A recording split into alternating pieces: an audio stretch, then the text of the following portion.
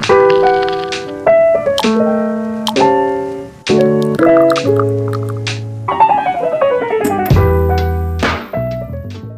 everybody. Thanks for listening to Wake Up, Look Up, a podcast where we connect events happening in real time to the gospel of Jesus Christ. I'm Zach Weihrauch. In today's episode, we're asking the question, should the government be telling us what to celebrate? This is prompted by kind of a bizarre thing the government did and then a funny article I read about it. The Department of Health and Human Services, which has amazingly 2 million social media followers, sent out recently to those followers a message encouraging them to celebrate pansexual and pan-romantic day. Yet another crazy expression of so-called human sexuality. What's interesting is that the article I read was written by a liberal, someone who in general has a very different view of gender and sexuality than the Bible. But even this writer was saying, when I read that, I had to go look up what pansexual and panromantic mean. They're just not words anyone uses. In fact, he did a search and found that even the New York Times, again, another kind of left-leaning publication, had only used those terms one time in its history. That's how obscure the references are. In case you're wondering, by the way, a pansexual is someone who is sexually attracted to people of all genders. Panromantic is someone who's romantically attracted to the exact same group of people of all genders. In other words, it's a distinction entirely without merit.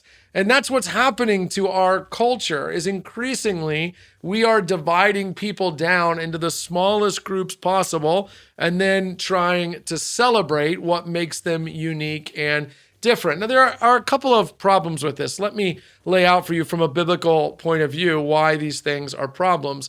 Number one, I want you to see that it is insecurity that motivates this. I mean, we're now parsing the distinction between someone who's attracted to people of all genders in a sexual way and someone who's attracted to people of all genders in a romantic and yet somehow not sexual way. It's like we're saying, who are you attracted to? Well, I'm attracted to all people. Okay, but in what way? If it's this way, go left, and if it's that way, go right. We are having to find some unique way to celebrate each person because we can't seem to find any lasting or substantive worth. What is so sad about that is that people are made in the image of God. That alone, before I know anything about them, is worth celebrating. It makes their life meaningful and valuable, should lead them to find purpose and worth, but it isn't.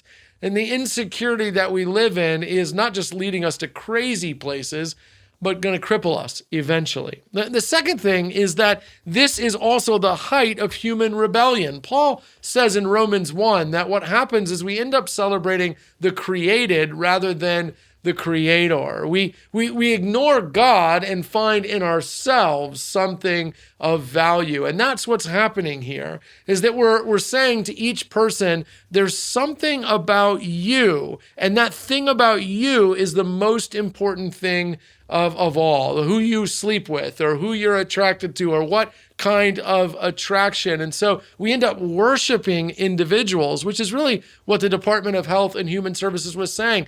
Why, in essence, why should I care who you're attracted to or what kind of attraction you are? Why should I feel the need to celebrate you unless you are the thing I'm being called to worship?